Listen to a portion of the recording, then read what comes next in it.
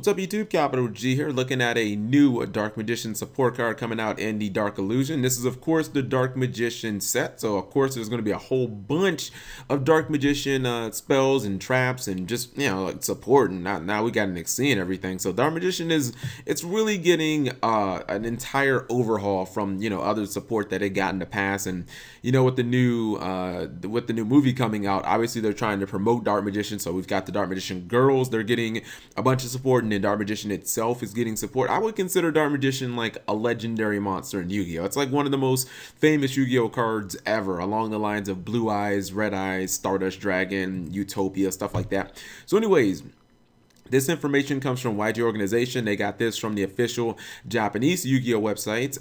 If you go on this website, by the way, I know you see this is in English, but it won't be. This is only because I use Google Translates. So all of this stuff will actually be in Japanese if you go over there. And it's really not that readable because the way that it translates, like the sentences aren't like coherent and stuff like that. And you can kind of tell that there are mistranslations and whatnot. So this has been properly translated. I hope, assume, and really just pray that this is the right translation, because this card, Magic Expand, the way that I'm reading it, it is actually pretty powerful. Especially, you guys see it as 3 effects. You can actually use all 3 effects in one turn.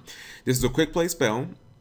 It says apply these effects in sequence depending on the total number of copies of Dark Magician and Dark Magician Girl on the field and in graveyards. Okay, so the first thing that I noticed was it says in graveyards, not in your graveyard. That means if you're having if you're playing a Dark Magician mirror match, or you just happen to be running into somebody who happens to play Dark Magician, even if it isn't a Dark Magician deck, you get to count their Dark Magicians and their Dark Magician Girls as well as your own.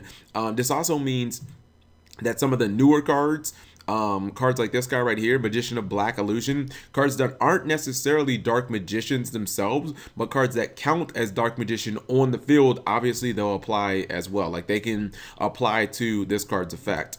So let's look over the effects. So if you have one or more Dark Magician or Dark Magician Girl on the field or in the graveyard, one Dark Spellcaster type monster on the field gains 1,000 attack until the end of this turn.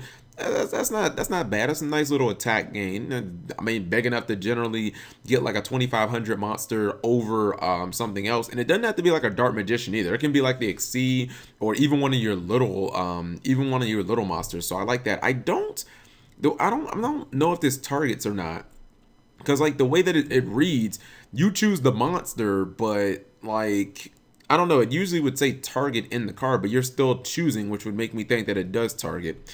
Effect number 2, if you have 2 or more, this turn your opponent cannot activate cards or effects in response to the activation of your spell and trap cards and effects. Also, spell and trap cards you control cannot be destroyed by your opponent's card effects.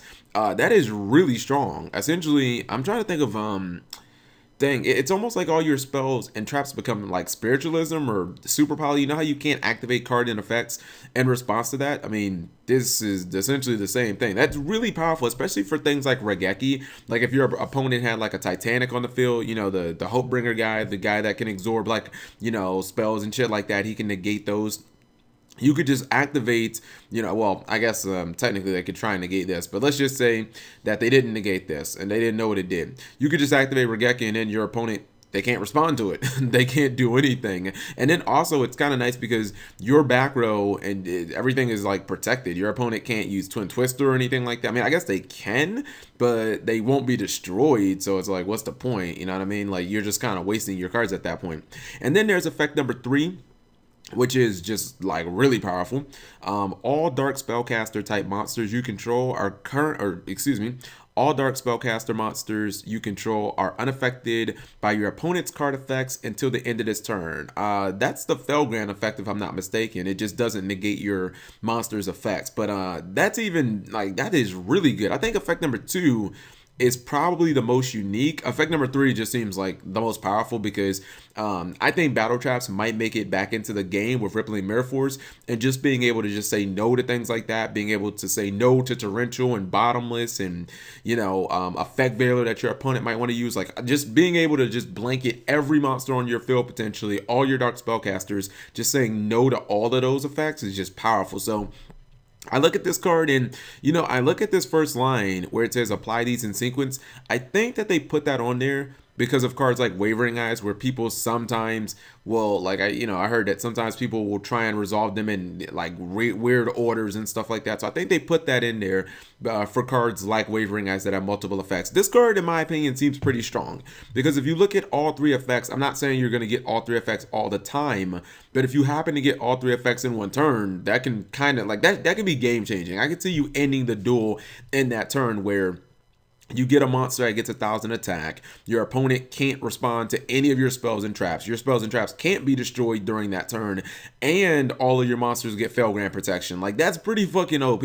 Like, that can be, you can just end. Like, if you have the right field with a whole bunch of monsters, especially big beefy like Dark Magician monsters, you should probably end the duel that turn. But this might just be wishful thinking.